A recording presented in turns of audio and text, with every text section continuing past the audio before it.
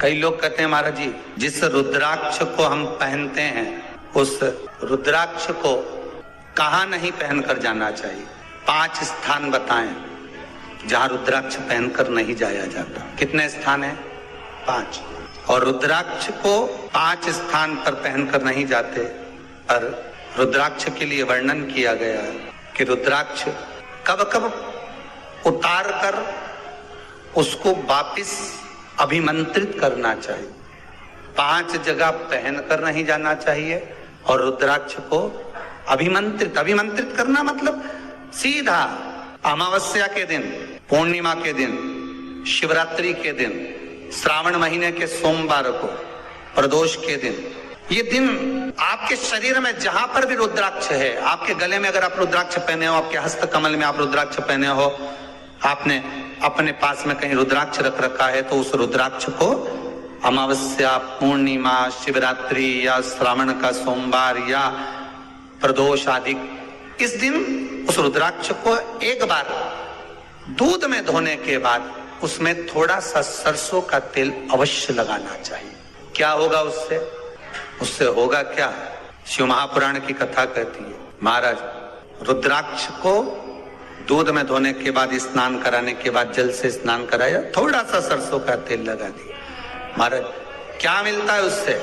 तो कहा उस रुद्राक्ष में बल प्राप्त होता है। कौन सा बल?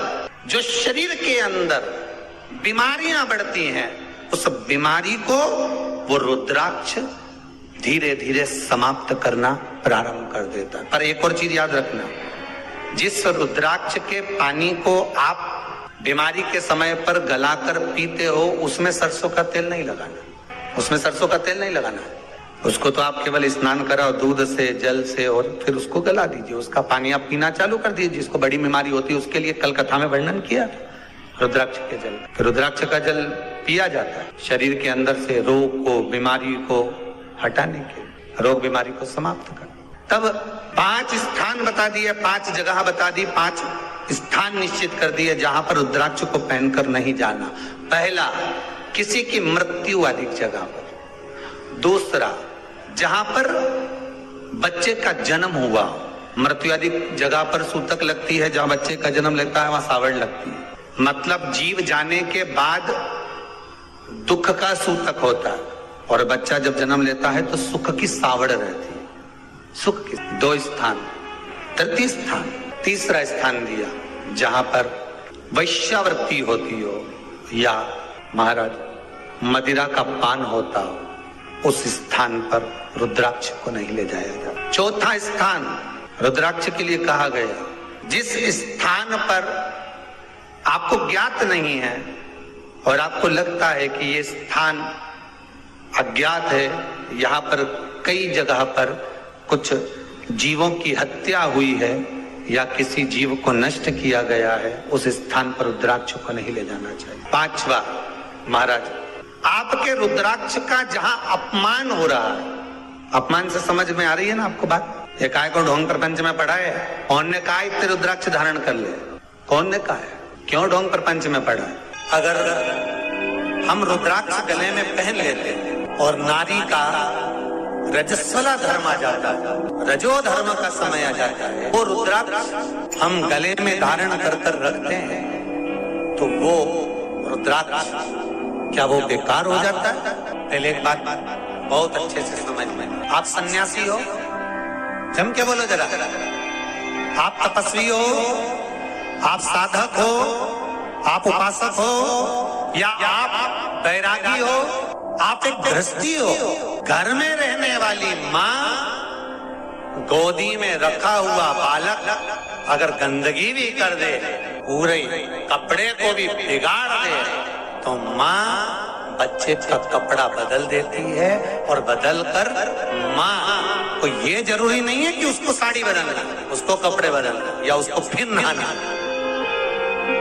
बच्चा जब गोदी में होता है तो माँ की गोद में कितनी बार भी गंदगी कर दे, फिर माँ अपने कपड़े बार बार नहीं बदलती, उसी कपड़े से काम करती रहती है, उसी कपड़े से सेवा करती रहती है, उसी कपड़े से भगवान का पूजन भी करेगी तो भगवान स्वीकार करेगा। क्योंकि मातृत्व के लिए, माँ के लिए, नारी के लिए छोड़ दिया गया है कि तुम पर हाँ, आप अगर पूजन करने बैठ रही हो तो आपको ये 7 दिन पूजन नहीं करना। पर रुद्राक्ष अगर आप पहन रहे हो, रुद्राक्ष अगर आप धारण कर रहे हो और अपने जीवन की सार्थकता के लिए स्वीकार कर रहे हो, जैसे तुलसी की माला और रुद्राक्ष की माला गले में पड़ी रहती है, तो ये कंपनी का ट्रेडमार्क होता है कि तुम कौन सी ब्रांड के हो। ये कंपनी का ट्रेडमार्क है। तुलसी की माला पहनकर प्राण छूट गए तो वैकुंठ चले गए, और रुद्राक्ष की माला पहनकर प्राण छूट गए तो कैलाश धाम चले गए। ये कंपनी का ट्रेडमार्क। छोटे रुद्राक्ष की माला, छोटा जो रुद्राक्ष होता है उसकी माला, कैंसर का जो मरीज होता है, अगर वो फर्स्ट स्टेज का कैंसर भी है, छोटे रुद्राक्ष अगर अच्छे हैं, 3 मुखी से लेकर 5 मुखी, 7 मुखी, 9 मुखी, 11 मुखी छोटा रुद्राक्ष मिल जाए, उसकी माला अगर पानी में डाल दी जाए और उस पानी को वो मन का ही डाल दो, उसी का पानी थोड़ा थोड़ा कैंसर के मरीज को सुबह दोपहर शाम श्री शिवाय नमस्तुभ्यम का जाप कर कर, पंचाक्षर ओम नमः शिवाय का जाप कर कर, शंकर शिव का नाम लेकर, महाकाल बाबा का नाम लेकर, विश्वेश्वर विश्वनाथ का नाम लेकर, केदारेश्वर का नाम लेकर, 12 ज्योतिर्लिंग का स्मरण कर कर अगर वो आचमन करना प्रारंभ कर दे तो कैंसर रोग में भी आराम मिलना प्रारंभ हो। केवल आचमन ही नहीं करना है,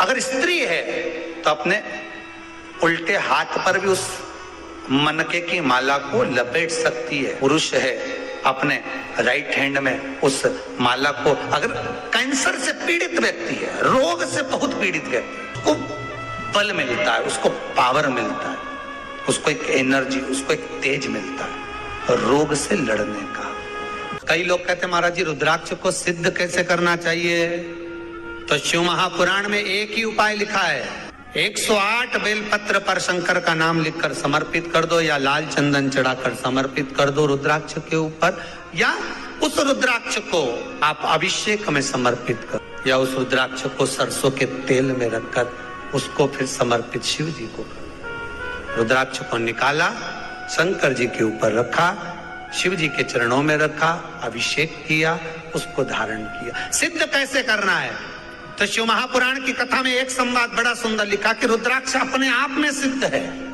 मुंबई में एक मेडिकल रिसर्च सेंटर में इस रुद्राक्ष के पानी का रिसर्च किया जा रहा है। आप लोग निकालना कभी, आप लोग तो उसमें निकलेगा आपको, उसका सेंटर का नाम दिया जाएगा कि किस रिसर्च